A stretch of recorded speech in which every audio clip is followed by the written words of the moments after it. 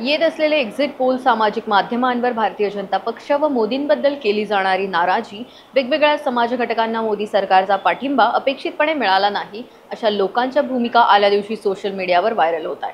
पण भाजपावरची ही जी नाराजी आहे, आता याचा फटका शिंदे आणि अजित पवारांना बसू शकतो का, असा एक प्रश्न निर्माण होतोय. आता गेल्या 5-10 वर्षांच्या काळातील लोकांच्या अडचणी किंवा इतर काही गोष्टींमुळे भाजपावर होणारे आरोप हे राजकीय दृष्टिकोनातून एक वेळ समजले जाऊ शकतात. पण गेल्या काही दिवसातच भाजपा सकारात्मक असलेला दृष्टिकोन नकारात्मक कसा बनला हे पाहणं गरजेचं वाटतं. यामध्ये काही मुद्दे महत्त्वाचे वाटतात, तर मुद्द्यांच्या आधारे या विषयावर या व्हिडिओच्या माध्यमातून चर्चा करूयात. भारतीय जनता पक्षावरच्या नाराजीचा फटका मुख्यमंत्री एकनाथ शिंदे आणि उपमुख्यमंत्री अजितदादा पवार यांच्या पक्षांना बसणार असल्याची शक्यता अनेक ठिकाणी बोलल्या जाते.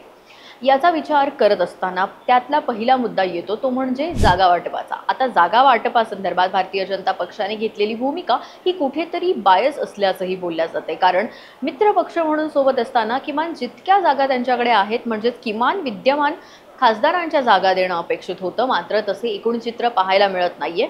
तर दुसरी गोष्ट म्हणजे अजित पवार यांच्याही जागेचा विचार केला तर बारामती आणि रायगड या 2 जागा सोडल्या तर इतर जागांवर त्यांना एकतर आयात करावी लागली किंवा जागाच मिळाल्या नाहीत, असं पाहायला मिळतंय. अशामध्ये आपला स्वतःचा स्वाभिमान बाजूला ठेवून आपल्यावर होणाऱ्या अन्यायाचे काहीसे वाईट न वाटून घेता भारतीय जनता पक्षाला हे दोन्ही गट पाठिंबा देत आहेत. अशातही भाजपची खेळी ही चालूच आहे. म्हणजेच भाजपावरच्या किंवा भाजपाकडून खेळल्या जाणाऱ्या खेळीचा थेट परिणाम शिंदे आणि पवारांना बसणार असल्याची ही चर्चा आहे.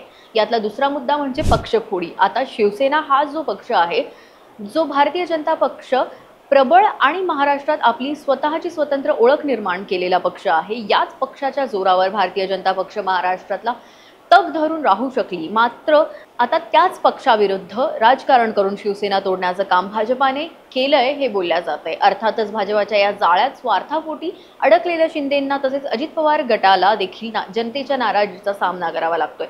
ज्या काकांनी मोठं केलं, राजकारणात आणलं, राजकारण शिकवलं, भाजपाच्या नादी लागून त्याच काकांच्या विरुद्ध जाऊन बहिणीविरुद्ध राजकारण खेळण्याची वेळ अजितदादांवर आली आहे आणि हीच गोष्ट कुठेतरी महाराष्ट्रातील नागरिकांना पचनी पडणारी नाहीये. तिसरी आणि सगळ्यात महत्त्वाची गोष्ट म्हणजे सीबीआय असेल, ईडी असेल किंवा इतर काही सरकारी संस्था आहेत, त्या संस्थांचा ज्या पद्धतीने गैरवापर केला जातोय, त्या गैरवापरामध्ये कुठेतरी शिंदे गट आणि अजित पवार गट यांचाही हातभार दिसून येतोय, अशी ही चर्चा आहे. ज्या गोष्टींना या दोन्ही गटांनी विरोध करायला पाहिजे, महाराष्ट्राच्या संस्कृतीचा विचार करून, लोकशाहीच्या रक्षणाचा विचार करून सरकारी संस्थांना राजकीय परिक्षेत्रात आणू नये यासाठी त्यांनी भूमिका घेणं आवश्यक होतं. मात्र ते याबद्दल कोणतीही भूमिका घेत नाहीत.